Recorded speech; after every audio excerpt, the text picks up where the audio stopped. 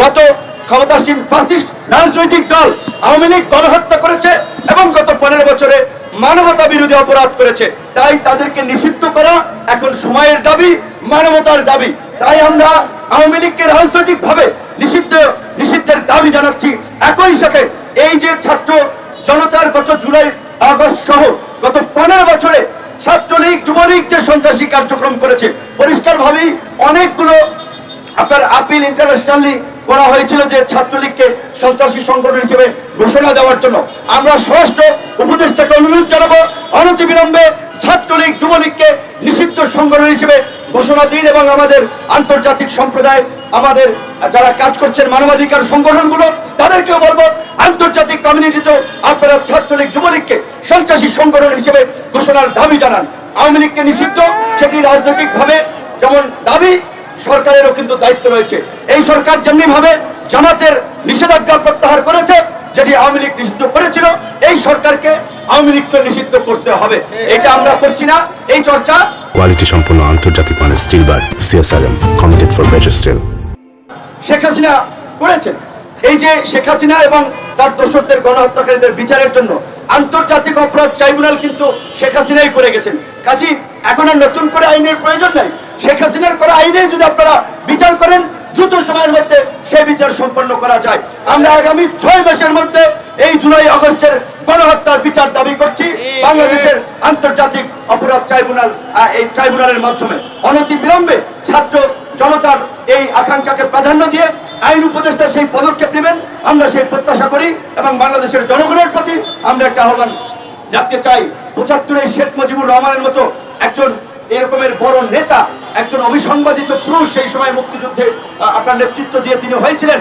তার মৃত্যুর পরে আপনারা লক্ষ্য করেছিলেন থমথমে পরিস্থিতি ছিল, কিন্তু 75-এর পরেও কিন্তু অনেকগুলো পাল্টা কু হয়েছে 75 থেকে 81 সাল পর্যন্ত। কাজেই এখন আপনারা ভাবছেন আমরা ছাত্র জনতা ফ্যাসিস্টের পতন ঘটিয়ে নতুন সরকার গঠন করেছি, আমাদের সরকার ক্ষমতায় আছে, এখনো আমাদের ঝুঁকি যায় নাই। এখনো পাল্টা কু, বিপ্লবের পরে প্রতি বিপ্লবের নানান ধরনের ষড়যন্ত্র করা হচ্ছে। কাজেই এই দুর্বৃত্তদের বিরুদ্ধে আমাদেরকে সজাগ দৃষ্টি রাখতে হবে। এদের কাছে যে লক্ষ লক্ষ কোটি অবৈধ টাকা রয়েছে, এই টাকা তারা দেশ অস্থিতিশীল করার কাজে ব্যবহার করছে। অনতিবিলম্বে আমরা বাংলাদেশ ব্যাংকের গভর্নরের কাছে অনুরোধ জানাবো এই সরকারের বিনা ভোটের এমপি, মন্ত্রী এবং এই আজিজ বেনজিরদের মতো চরিত্রহীন দুর্বৃত্ত আমাদের অ্যাকাউন্ট ফ্রিজ করা এবং অনতিবিলম্বে দুর্নীতি দমন কমিশনের পুনর্গঠন করে দুদককে শক্তিশালী করে এই কালো টাকা উদ্ধারের জন্য অভিযান চালানো।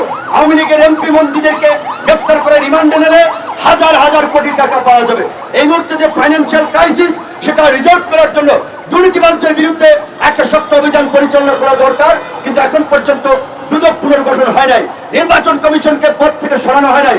এই নির্বাচন কমিশন এই শেখ হাসিনার ফাঁসিবাদের সহযোগী ছিলেন, তারা শেখ হাসিনার এই একতরফা নির্বাচনগুলোকে বৈধতা দিয়েছেন। কাজেই যারা এই ফাঁসিবাদের সহযোগী ছিলেন, এই অপকর্মের সাথে জড়িত ছিলেন, তাদের প্রত্যেককে বিচারের মুখোমুখি করতে হবে। একই সাথে আরো একটি বিষয় আমাদেরকে আমলে নিতে হবে।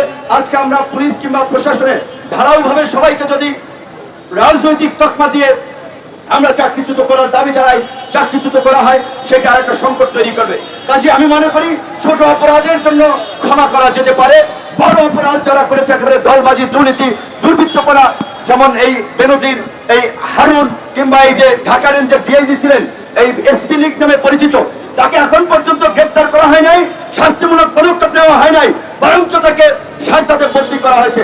আমরা এগুলোকে ভালোভাবে দেখছি না। তাই আমরা অনতিবিলম্বে এই প্রশাসনের দুর্বৃত্তদেরকেও চিহ্নিত করে তাদের বিরুদ্ধে ব্যবস্থা নেওয়ার আহ্বান জানাই এবং নিরপরাধ কেউ যেন হয়রানির শিকার না হয় সেটিকে দাবি জানাই।